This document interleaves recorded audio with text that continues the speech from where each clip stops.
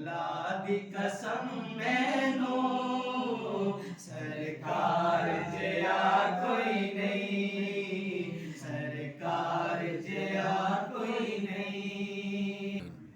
जिंदगी में बार बार बाद भागी नसीब या अल्लाह हमें हकीकी इश्क नसीब फरमा। या अल्लाह हम सबको नूरे हमारे दिलों को नूरे ईमान से मोहब्बत फरमा, अपनी मोहब्बत अता फरमा, मोहम्मद सल्लल्लाहु अलैहि वसल्लम की मोहब्बत अता फरमा। आमीन। अस्सलाम वालेकुम दोस्तों, कैसे हो सब? उम्मीद करना सब ठीक ठाक होंगे। तो यह विआह वाला घर है, तुम वेख लो। तो वेखो लाइटा शाइटा लाइया, तो यह पिछे का माहौल है, चेक करो। तो यह वेखो सारी लाइटिंग की हैगी, तो चंगा भला खर्चा आ गया है माशाअल्लाह, सोहना इंतजाम होया। चेक करो, यह सीन जड़ा ना मैनू बड़ा पसंद आया। वेखो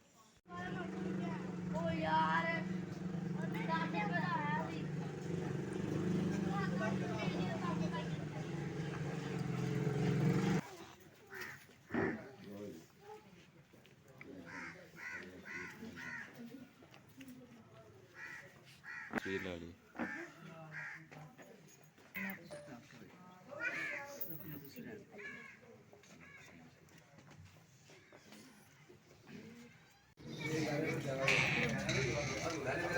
आगे पीछे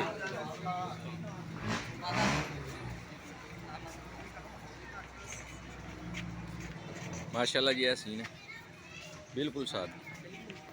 इधर इधर दियो, इधर इधर कर सकते।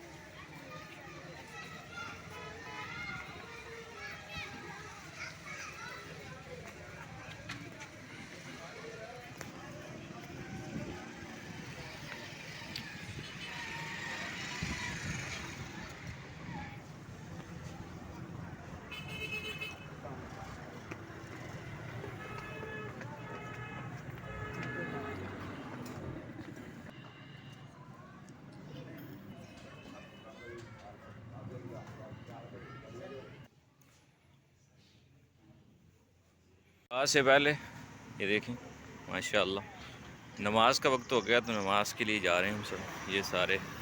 और ये दूल्हा भाई हैं, निकाह भी मस्जिद में होगा और जो है ना नमाज के बाद होगा। ये देखें नमाज, ये सारे हजरात जो है नमाज के लिए जा रहे हैं मस्जिद में।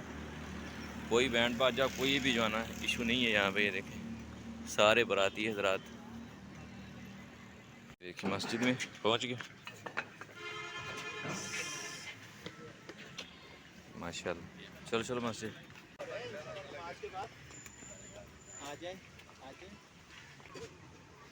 चलें।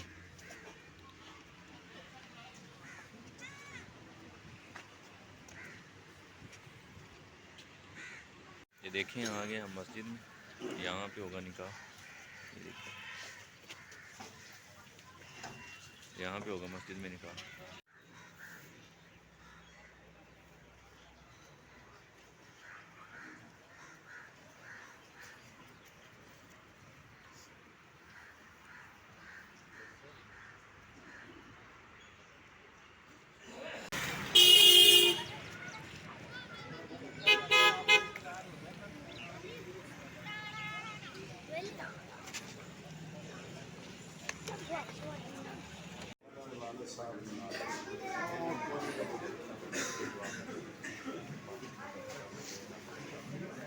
मुहसिन